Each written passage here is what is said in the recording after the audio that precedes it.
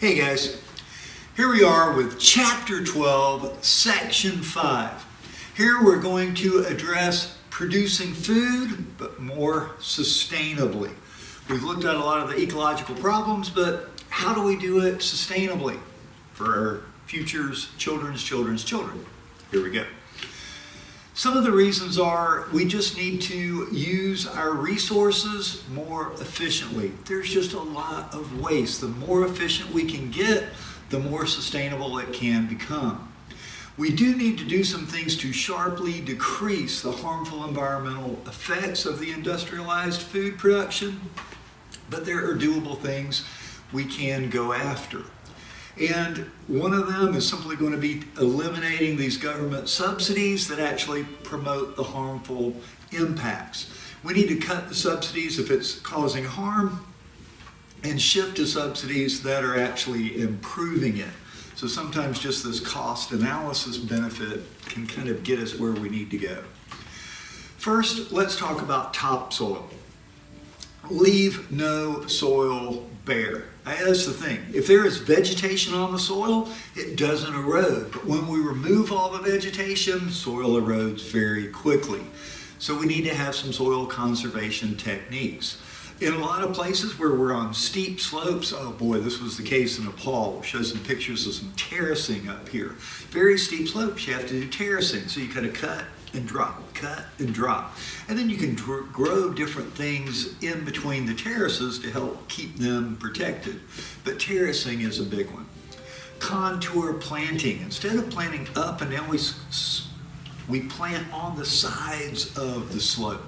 If you go up and down, we tend to get much more runoff. But when you plant sideways, then it kind of gets protected and it gets trapped in the next layer and the next layer. So contour.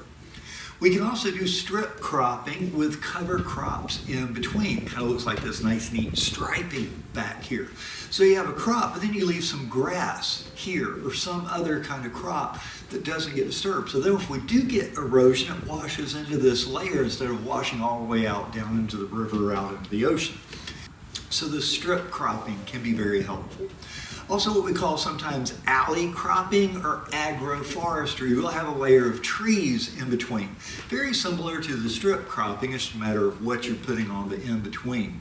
Using windbreaks, putting trees. So you've got a plot of land, well all around the land you can put trees. This cuts down on the wind erosion. So we get a big storm and the wind blowing, well you get these windbreaks. It hits the trees and it doesn't disturb the soil. So we don't get as much erosion by wind. And in certain areas it's windy a lot of the time. In this, what we've talked about, no-till farming, or at least conservation tillage, leaving the vegetation there and just planting the seeds down through it, allowing that natural vegetation stuff to go into the soil. It helps add some of the organic matter that we need. And one of the things is simply, like we've talked about before, hot spots. We need to identify where these erosion hotspots are, where the area is most likely for it to happen, and then get in there with some education to help teach individuals in this area how to best protect the erosion or leave it fallow for a while so that the soil can come back. When it comes to our soil, so first off, we don't want it to erode. When we do have soil there, we need to make sure that it keeps its fertility high so that we can continue to plant at it. What we have come to learn is old school was using organic fertilizer, just putting manure from animals or mulch, things that we've chopped up and put back into the soil. We traded that in a lot for the inorganic fertilizers, just chemicals we could throw in the soil. What we're really coming back to is realizing a mixture of both can be incredibly helpful. By putting the manure and organic stuff back into the soil, it helps long term, and then we can throw some chemical in it to help the plants growing right there. A lot of times this mixture of the two winds up working really well. But when we talk about organics, we're just talking about animal manure, poop, if you will, green manure. This would be grass clippings or the corn stalks, rice being put back in, not rice, but the stalks that we're not going to use, and just composting where we throw it out over here, let it sit for a while, pull it back and work it back in. In Nepal, they used to do this at a time of year. They would pull all the hay and the animal waste out and carry it over into the terraces to work it back in. And they got really high crop yields from this, even though they're working small terraces, because they use this organic mix all the time back in every year, helping the soil be really nice. It's the mix of the two that really helps. Some of the other things are using what we call biochar, kind of like charcoal, putting it back in. Let's put some of the carbon back in as well, and then it begins to break down. And just plain old-fashioned crop rotation, not monocropping. We plant corn over and over and over and over, it leaches the soil. Instead, corn for a couple of seasons, then you put soybeans, things that have these nitrogen-fixing bacteria, puts nitrogen back in the soil. The crop rotations are a big part of the soil fertility to try and keep it really rich. Also, we want to make sure that we reduce both this soil salinization and desertification. Now, when it comes to salinization, we know how to fix it. It's just the problem is a lot of times it's expensive. If we reduce irrigation, it tends to fix salinization. Of course, that's tricky because sometimes you have to use the water. We can use more efficient irrigation methods. A lot of our irrigation is watering on the top. Well, we need it to get down to the roots. So if we're using a drip method, something right in the soil, it's much more efficient. And we're not putting as much water that's then evaporating away.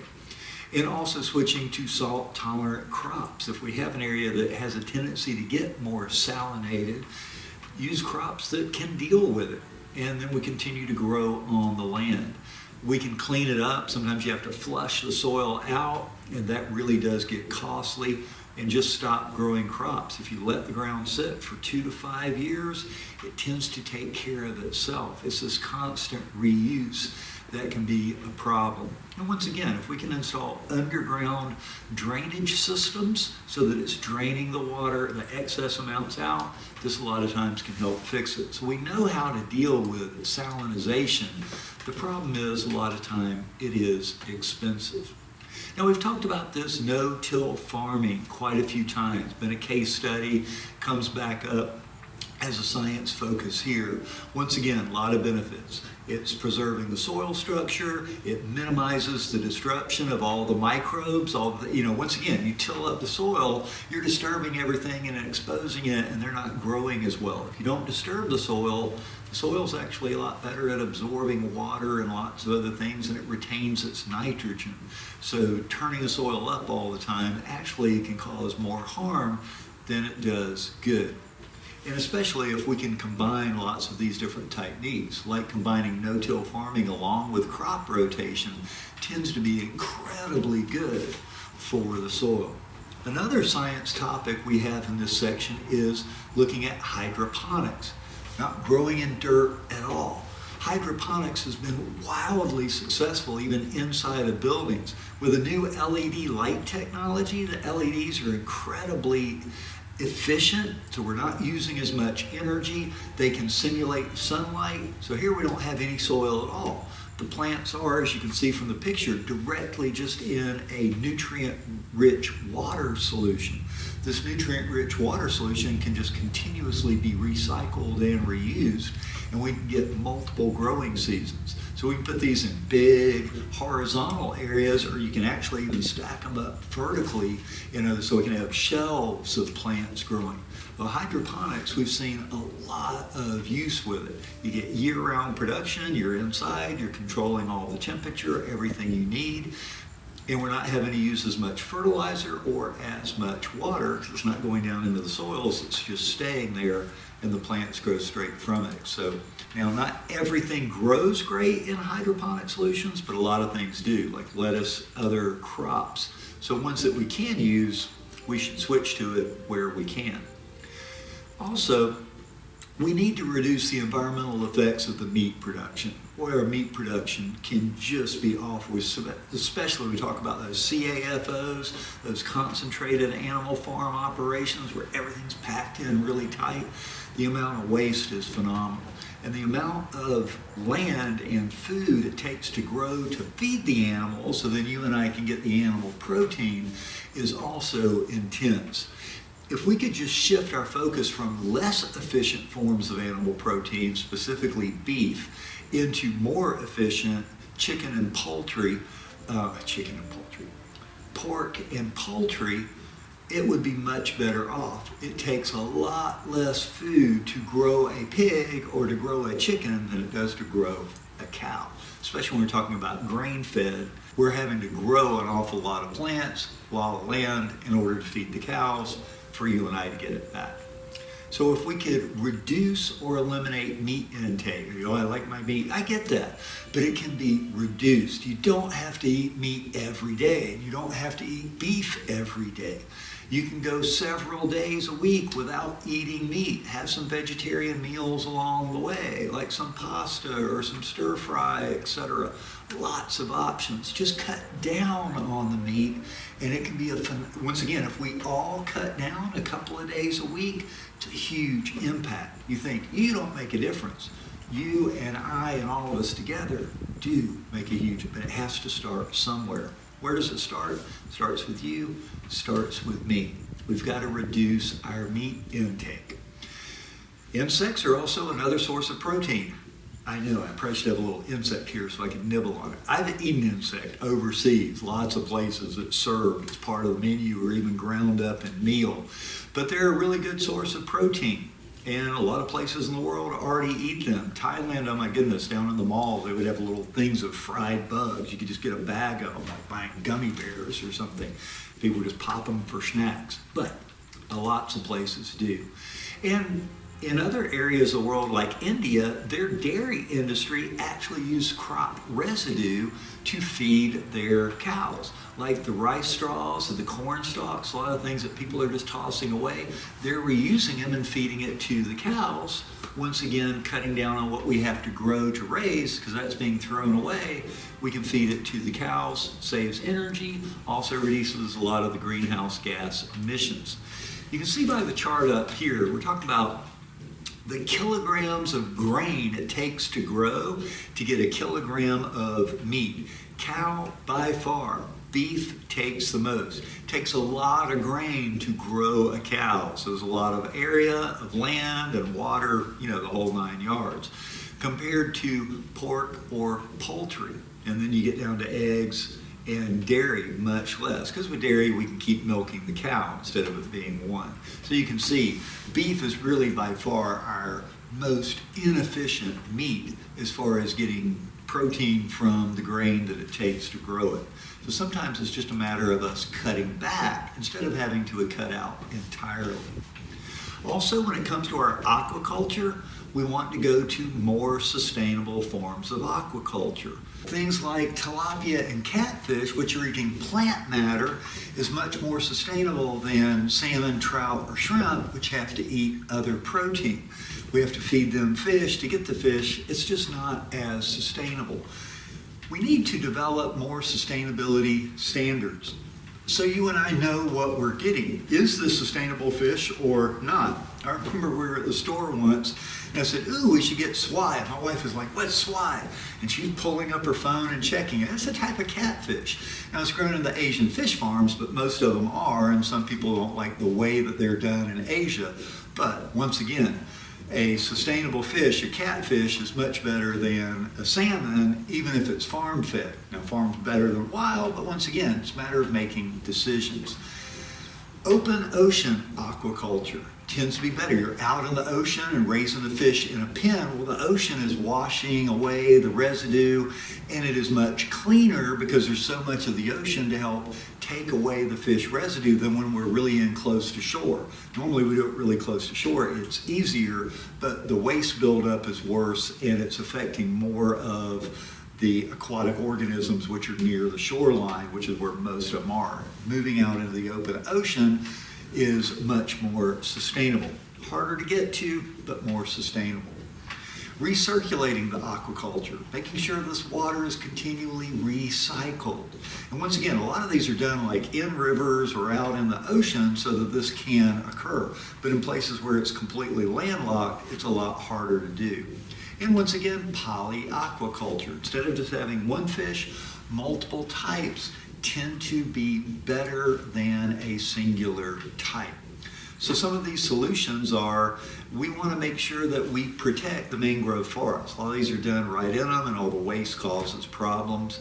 We need to improve the management of the waste that they're putting out. They're just not as regulated. Some of the countries don't have as many regulations, which will allow them to kind of get away with things, if you will. We need to reduce the escape of aquaculture species. If we're raising a particular type, maybe even a GMO fish, well, if it gets out of the pen, then it's out in the wild and it can crossbreed. So we need to be careful of the species where we have them, that we don't wind up introducing invasive species. And we're back to sort of square one, if you will, not being good. We want to make sure that we can certify these sustainable forms of aquaculture. And a lot of times setting up self-sustaining polyaquaculture systems that combine aquatic plants, fish, and shellfish. We have them all together. So you have the plants and the things eating the plants, and then the debris that comes down, the shellfish can eat, and the shellfish tend to be filter feeders, so they're sucking it in and cleaning it out. Trying to get things together where we're getting a whole ecosystem that functions together instead of only raising a whole bunch of tilapia, which is causing a lot of waste. Can I grow the particular type of seaweed or food in there that they eat, and it's growing, once again, polyculture. The more we can get this stuff all working together, the better off we are. So we want to expand our organic agriculture as well. When we talk about our organic agriculture, there's a lot of advantages to it. But of course, as is the case with about anything, there's a bit of both, right? Now, it does tend to reduce soil erosion. It retains more water in the soil. We're not disrupting the soil as much. It tends to retain in it, keeps the fertility of the soil longer, and it uses less energy, therefore it's putting less CO2 into the air. We help to eliminate a lot of water pollution, as well as the birds and the bats and everything else. We're not using the pesticides, we're not using the herbicides, therefore our natural pollinators, a lot of these keystone species aren't harmed by it. However, there is a lot more use of manure, and this can cause problems for the surface and groundwater pollution. Once again, this manure, it rains, it still washes out into the streams. Large-scale composting also generates a lot of greenhouse gases and lower crop yields with large-scale production. Organic farming works really well when it's small scale. When we start getting really large scale, the crop yields aren't as high. It works better, once again, in a smaller contained space. And there's just a higher cost. Higher cost leads to higher prices for people out in the world, and not everybody can afford the higher prices, if you will, that come with it. So as we shift to these more sustainable food production things, we want to rely more on this organic polyculture as much as possible, less on conventional monocropping. As a general rule, biodiversity, right? The more biodiverse an area is, the healthier it is. So polycropping tends to work both, or polyculture, if you will, whether it's crops or fish farms, you name it. It's better if we can grow perennial crops, crops that drop seeds and come back up, instead of having to go and plant our own every year. And obviously, we need to rely more on renewable energy. We've got to cut back from the fossil fuels. Using electric, especially where we can get it from solar power, wind power, and these types of energy. Renewable energy has got to be something that we focus on in the coming years and decades. We need to tailor our fertilizer to the different soil conditions. The same thing doesn't work everywhere. We have to realize that. More of something isn't always a good thing. We need to use what we need, no more, no less. And irrigating more efficiently. Most of the times we're just watering the top. Up to 80% of traditional watering irrigation just evaporates away. We're putting water down and it's evaporating and not even getting to the roots. Using more efficient forms of irrigation goes a long way. The downside, a lot of these things tend to be costly, and not everybody can afford to do the best mix, because we're having to look at what we can actually do. And when it comes to what can we actually do, well, let's look at some of the things that both you and I can do right now to help make a big difference. First off, eat less meat. I didn't say eat no meat. I said eat less meat. You probably don't need as much as you're eating, and you don't need to eat it as often as you think you need to eat it. You definitely do not need to eat meat every day. 2-3 times a week. If you're eating it every day, we'll cut down 2 or 3 times a week to make a difference. Choose sustainable fish. Choose herbivoreal fish, right? Catfish, tilapia, things that eat plant as opposed to trout, salmon, things that eat. I'm not saying never eat it, but cut back. Eat the others more. It's more sustainable. Use organic farming to grow some of your own food. Go out and plant a tomato plant. Go out and plant some peppers, cucumbers, all kinds of things you can grow in a pot in your backyard. And you might feel you've got a taste for it and you might enjoy it. But this can help out. Anything you can grow at home is better for everything. And buying certified organic food. Once again, the more organic we get, I know it can be costly, but we're talking about things that we can do.